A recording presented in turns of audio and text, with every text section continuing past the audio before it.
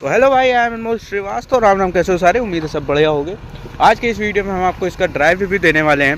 टाटा की Nexon CNG. तो turbo में सीएनजी लगा है तो वो भी चेक करेंगे। ठीक, बाकी आप सिनेमैटिक्स एंजॉय करो। अब चलते हैं गाड़ी के अंदर और बाकी सारी चीज़ें आपको बताते हैं।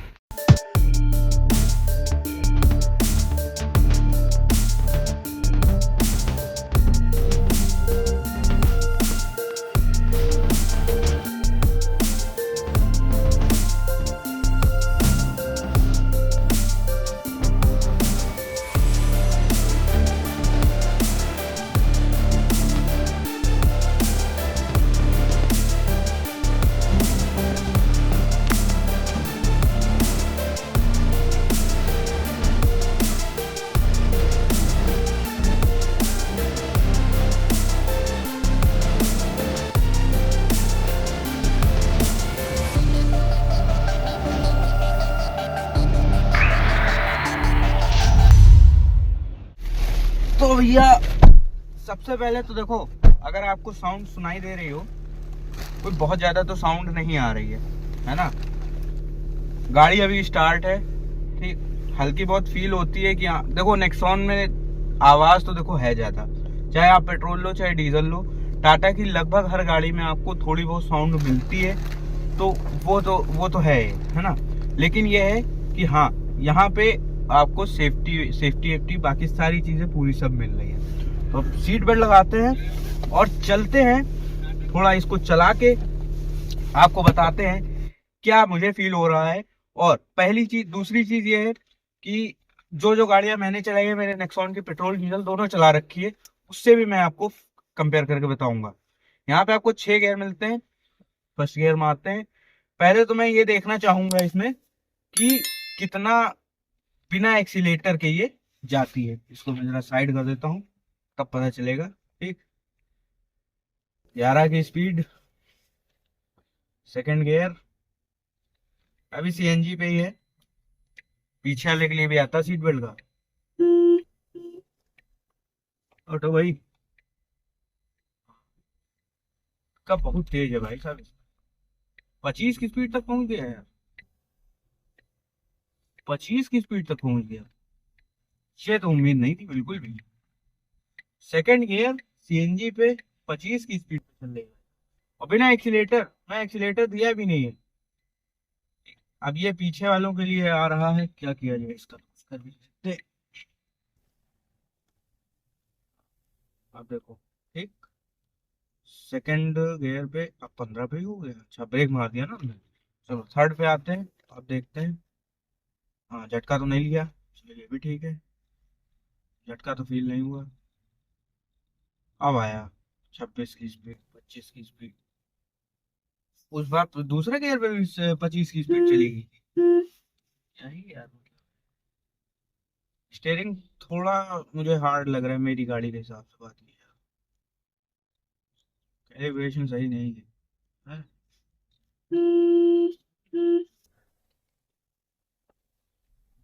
आगे भी एक गड्ढा है, वहां पे मैं आपको इसको थोड़ा सा निकाल के दिखाता हूँ गड्ढे से।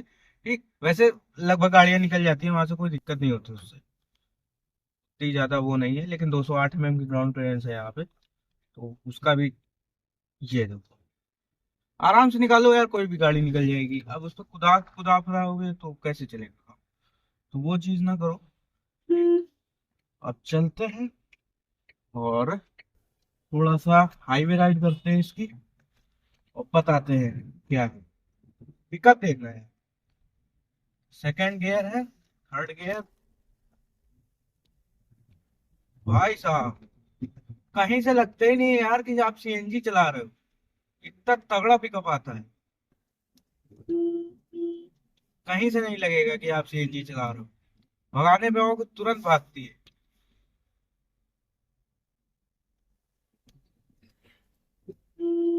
हॉर्न बस इसका ये है कि यार सिंगल टोन हॉर्न है, डुअल टोन हॉर्न होना चाहिए। डुअल टोन नहीं दिया है इन्होंने, सिंगल टोन दिया है। वो थोड़ा सा गड़बड़ बात है। नहीं तो बाकी यार, बाकी तो मतलब प्राइस रेंज और वेरिएंट के हिसाब से यार ज्यादा ही चीजें दी है इसमें, कम नहीं है। ज्यादा ही चीजें आपको यहाँ पे प्राइस रेंज के हिसाब से और वेरिएंट के हिसाब से। वेरिएंट में हद से ज्यादा चीजें आपको यहाँ पे मिल, ठीक। तो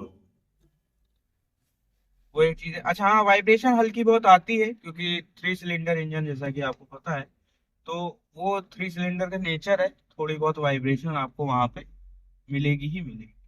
ब्रेजा से बात करें, देखो ब्रेजा का अलग चीज है क्योंकि वो 1.5 लीटर का इंजन है, नेचुरली एस्पिरेटेड इंजन है।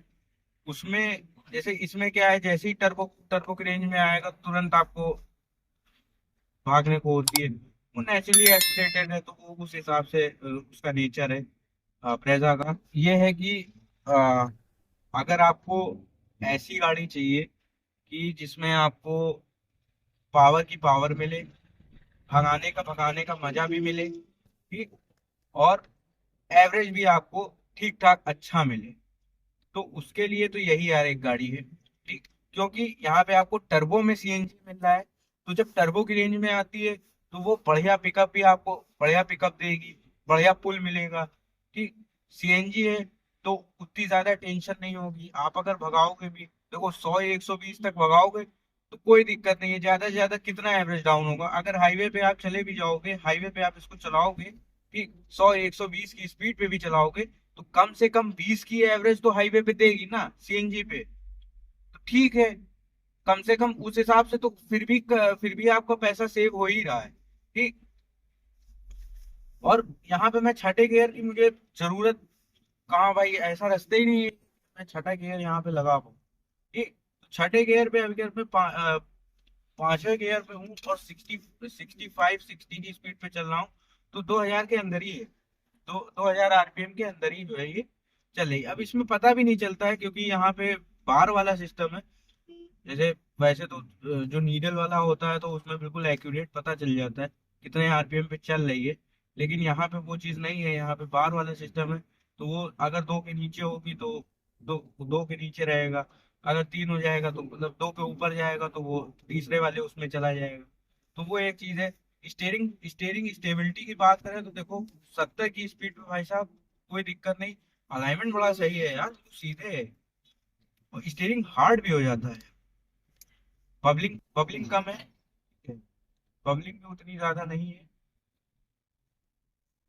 नीचे से ले लेते हैं ना, बबलिंग उतनी ज्यादा नहीं है। और जिस हिसाब से ग्राउंड क्लियरेंस है भाई, 208 एमएम की ग्राउंड क्लियरेंस है, 208 एमएम की ग्राउंड क्लियरेंस होने के बावजूद यहाँ पे आपको उतना ज्यादा बॉडी रोल नहीं मिल रहा है, ठीक। देखो ऊंची गाड़ी है तो थोड़ा बहुत तो बॉडी रोल होगा, बॉडी रोल ऊंची गाड़ी में तो मिलेगा ही मिलेगा। ज्यादा कम की बात हो रही है कि हाँ एफिशिएंसी कितनी है उसकी बॉडी रोल की, तो वो यहाँ पे थोड़ा कम है, ठीक। ये देखो भाई सीएनजी में कितना पावर होगी, ये बात 80 पहुंच गई जरा सी देर। सेकंड गियर में भी अच्छी खासी उठ रही है, सेकंड गियर में, सेकंड गियर में उठाने में भी कोई दिक्कत नहीं, आराम से उठ रही है। मतलब जैसे होता नहीं है कि सीएनजी में पिकअप बहुत डाउन हो जाता है, वो चीज भाई साहब इसमें आपको नहीं फील, बिल्कुल नहीं फील होगी, 1% नहीं कि पिकअप आपको लग रहा है कि कहीं कम है। और ये रोडवेज वाले जैसा कि इनकी आदत होती है कहीं भी रोक देंगे, तो क्या ही कहने हैं आप इनके। तो भैया रोड के राजा हैं ये लोग, ये जोमू आदमी कैसे कह भी नहीं सकते, सरकार के आदमी। ये देखो भाई साहब, टर्बो का जो लैग है वो तो आता है, ये देखो 80 पहुंच गई फोर्थ गियर पे, 3000 आरपीएम के आसपास, तो ठीक है, बहुत अच्छा, 80 पहुंच गई, और क्या चाहिए।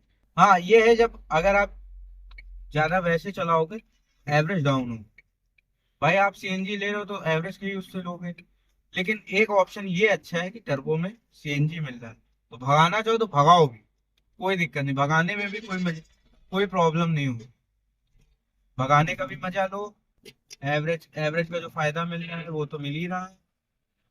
रोड नॉइज उतनी ज्यादा नहीं आती है, और ये थोड़ा सा गड्ढों वाले रास्ते पे हम आ गए हैं। तो यहाँ पे हल्के बहुत गड्ढे आपको गड्ढे गड्ढे कुछ ज्यादा ही मिल जाते हैं यहाँ पे। रास्ता आप जानते हैं, ये हमारा उन्नाव का जो एरिया है, यहाँ पे थोड़े रास्ते गड़बड़ मिल जाते हैं। रास्ते धस रहे हैं भाई साहब है। और स्टेयरिंग मुझे जो मेरा फील है कि मेरी अल्ट्रोज से स्टेयरिंग इसका, जैसे अल्ट्रोज में क्या है, जैसे आप इनिशियल, मैं बताता हूँ, जैसे इनिशियल पे अगर आप गाड़ी खड़ी है तब आप स्टेयरिंग अगर मोड़ते हो, स्टेयरिंग नेक्सॉन का ज्यादा लाइट है अल्ट्रोज के मुकाबले। लेकिन जब आप हाईवे पे जाते हो, हाईवे पे मतलब थोड़ी बहुत भी स्पीड आपने अगर पकड़ ली तो इसका भी उतना ही हार्ड हो जाता है, उसका भी हार्ड हो जाता है। मतलब यह है कि जो स्टेबिलिटी कहते हैं टाटा वाले कि उनकी गाड़ी बहुत स्टेबल रहती है, कुछ हद तक स्टेबल उनकी गाड़ियां रहती हैं। हाँ, अगर बहुत ज्यादा स्टेबिलिटी आपको चाहिए तो फिर उसके लिए तो फिर भाई VW ही एक ऐसी गाड़ी, VW की ही ऐसी गाड़ी बची है कि आप बिल्कुल मतलब स्टेबल चाहिए कुछ, मतलब वो फिर वो जो भगाने का फील है उस हिसाब से स्टेबल भी होनी चाहिए गाड़ी, तो फिर भाई उसके लिए फिर आप VW पे ही जाओ, वही सही है। CNG के ज्यादा कुछ ऑप्शन इस सेगमेंट पे CNG के कोई ज्यादा ऑप्शन है नहीं। XUV 3XO में आती नहीं है, ठीक, XUV 3XO में आती नहीं है आपकी CNG, तो उससे आप कंपेयर कर नहीं सकते पेट्रोल डीजल में। ठीक, पेट्रोल डीजल का जब मैंने जो ड्राइव रिव्यू बनाया था तो उसमें मैंने उससे उससे कंपेयर कर रखा है। ब्रेजा की बात करें, ब्रेजा में 1.5 लीटर का 4 सिलेंडर इंजन जरूर मिलता है। दूसरी चीज, इंजन का सीसी ज्यादा है, वो 1500 सीसी का इंजन है। ये आपका 1200 सीसी का इंजन है 1.2 लीटर, वो है 1.5 लीटर। ठीक, तो उससे बहुत ज्यादा कंपेयर नहीं कर सकते। लेकिन हाँ ये है कि जो सर्विस नेटवर्क है वो मारुति का ज्यादा अच्छा है, टाटा का उतना अच्छा नहीं है। लेकिन हाँ, टाटा का उतना खराब, सर्विस नेटवर्क के बारे में बात कर रहा हूँ, सर्विस अलग मैटर है, सर्विस नेटवर्क के बारे में बात कर रहा हूँ मैं। सर्विस नेटवर्क देखो, वो तो जो सेलिंग वाली चीज है तो उसी से आपको पता चल जाता है। ठीक है, मारुति सबसे नंबर 1 पे है, उसके बाद में आपका हुंडई का नेटवर्क है जो थोड़ा अच्छा है, फिर टाटा का नेटवर्क आ जाता है सर्विस नेटवर्क के बाद। सर्विस क्वालिटी की बात करें तो मारुति में तो सुनने में तो आता है कि अच्छी सर्विस है, लेकिन जैसे पिछला जो 3XO वाला जो मैंने रिव्यू बनाया था उसमें जो है उनको मारुति की सर्विस में झेल गए थे, बताओ, ब्रेजा डीजल होने के बावजूद। ठीक, वो मारुति की सर्विस में वो झेल गए, तो इसलिए उन्होंने वो महिंद्रा पे शिफ्ट हो गए सीधे। तो अब भाई मारुति का ये तो मुझे पहला केस ये मिला कि मतलब उनको सर्विस नहीं मिली अच्छी, नहीं तो मारुति की सर्विस अच्छी मानी जाती है। हुंडई का एज सच मुझे हिंडाई की सर्विस के कोई भी बहुत ज्यादा निगेटिव रिव्यूज अभी तक ना मुझे मिले हैं हुंडई के। मारुति का भी मुझे नहीं मिला, एक ही है बस, वही जो मिला था जो 3XO का, अभी जो पिछला वीडियो आपने देखा उसमें ही था कि टाटा की सर्विस के निगेटिव, जो मतलब खराब सर्विस के जो एक्सपीरियंसेस हैं वो हाँ मुझे थोड़े बहुत ज्यादा देखने को मिले। और दूसरी चीज ये है, मैं खुद टाटा ओन कर रहा हूँ तो मैं समझता हूँ कि क्या क्या प्रॉब्लम ओनर झेल सकता है। ठीक, आपको गाड़ी में काम कराना है, कोई प्रॉब्लम आई है, ठीक, तो उसके लिए आपको 2-3 बार दौड़ना पड़ता है, तो वो थोड़ा सा खलता है। यार इतनी बड़ी गाड़ी ली है, एक बार तुमने सर्विस सेंटर खोल के रखा है, तो एक बार मैं जा रहा हूँ, एक बार में यार प्रॉब्लम सॉल्व करो, क्या 10-10 बार जाने का झंझट क्यों पाले। किसी के पास इतना टाइम थोड़ी है कि 10 बार वो एक ही प्रॉब्लम के यार पीछे 10 बार तुम्हारा सर्विस सेंटर घूमेगा। आदमी के पास भी 10 काम होते हैं, लेकिन वो चीज कंपनियों को नहीं समझ में आती है।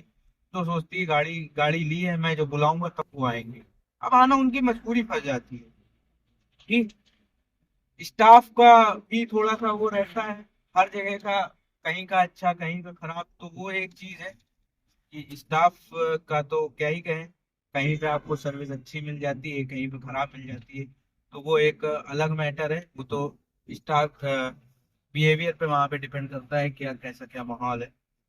बाकी मेरा जो एरिया है ये वाला, चाहे उन्नाव हो चाहे कानपुर हो, तो यहाँ पे इधर मुझे टाटा की गाड़ियाँ थोड़ी ठीक ठाक देखने को मिल रही है, तो इसका मतलब मैं कह सकता हूँ कि इधर उनको सर्विस अच्छी मिल रही है, तभी उन्होंने जो है, तभी यहाँ पे लोग टाटा पे शिफ्ट हो रहे हैं धीरे। तो यहाँ पे तो सर्विस अच्छी है। अब खैर ओवरऑल भी टाटा की गाड़ियाँ मुझे देखने को मिलती हैं, नहीं तो पहले देखने को तरस जाता था आदमी, टाटा की गाड़ी देखने को नहीं मिलती थी, अब ठीक ठाक देखने को मिल रही। तो वो एक चीज है। ब्रेकिंग इसकी अच्छी है, ब्रेकिंग के मामले में कोई प्रॉब्लम नहीं है। तो यहाँ पे बस ये देखो, टर्बो की रेंज में जैसे ही आती है भाई साहब, गोली होने के लिए गोली होने का प्रयास करती है। हाँ, सीएनजी थोड़ा सा उसको रोक रखता है, क्योंकि सीएनजी और पेट्रोल बाइक देखो कहीं ना कहीं पेट्रोल में पावर ज्यादा है। पेट्रोल में पूरा आपको 118 bhp मिलता है, सीएनजी में आपको कम मिलता है। सीएनजी में 100 bhp, लेकिन 100 bhp भी कम नहीं है उस हिसाब से देखा जाए। ठीक। बाकी अल्ट्रोज के मतलब अल्ट्रोज मैंने चलाया, तो मैं चलाता हूँ तो पेट्रोल और सीएनजी का तो कोई कंपैरिजन नहीं है। हाँ, हालांकि मेरी गाड़ी में वैसे भी पावर नहीं है उतनी ज्यादा, लेकिन मुझे कोई ज्यादा प्रॉब्लम नहीं। सर्विस के मामले में ठीक है। सर्विस का तो अब ये जिनकी गाड़ी है उसका मैं थोड़ा सा रिव्यू बता देता हूँ। ये जिनकी गाड़ी है उनके पास पहले टियागो रही है, जब टियागो जैसे ही लॉन्च हुई थी अभी उन्होंने ली थी, तो उससे इस पे शिफ्ट हुए हैं, तो इसका मतलब उनको भी सर्विस ठीक मिल रही होगी, तभी वो टाटा से दोबारा टाटा पे शिफ्ट हुए। ठीक। तो वो तो उनका रिव्यू हम तभी जानेंगे जब वो उनके साथ, उनका रिव्यू के लिए आप वेट करिए। बाकी कैसा लगा ड्राइव रिव्यू बताइएगा। मेरे लिए तो भाई 9/10 है ड्राइव रिव्यू में। आज तक मुझे कोई ना कमी मुझे लगी है चलाने में। ठीक। और नेक्सॉन खैर अच्छी खासी सेल्स में आ भी रही है ओ चचा। और यूपी में जैसा कि आपको पता है, यूपी में क्या वो हर जगह है, कहीं भी गुजर सकते हैं लोग। वो यहाँ पे आपको मिलता है, तो भैया ध्यान से चलाओ। Be safe, drive safe. मिलते हैं नेक्स्ट वीडियो में। Till then take care and bye. Be safe, drive safe. जय श्री राम।